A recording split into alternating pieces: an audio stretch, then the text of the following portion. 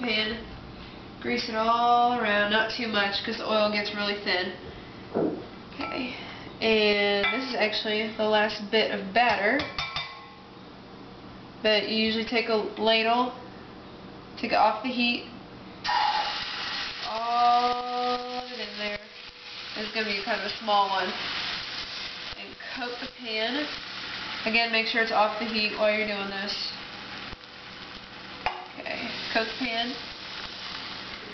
That's all coated. Put it back on the heat and shake it to set up.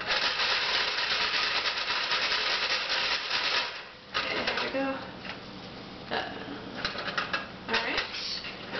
And I'm going to take a rubber spatula, put it around the edges, make sure it doesn't stick. Use like an omelet pan, or apparently they make crepe pans too. This is the closest thing I had, just a small pan. Doesn't matter if it's a non-stick or not because you gotta use the oil. And you only put about a quarter cup in. These crepes are basically really thin pancakes.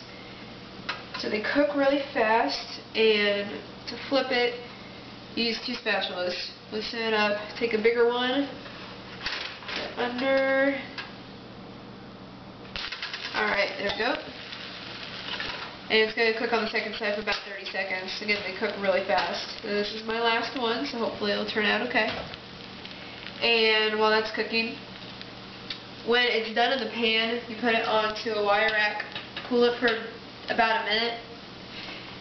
And when it's done cooling, just put it on the pile with the rest of them. I'm just making plain ones. You can plate them up any way you like. I'll show you that here in a little bit. But in Julia and Julia, she had an entire chapter dedicated to crepes. So I thought that would be an appropriate recipe to make, and it wasn't going to break the bank. So that's always good.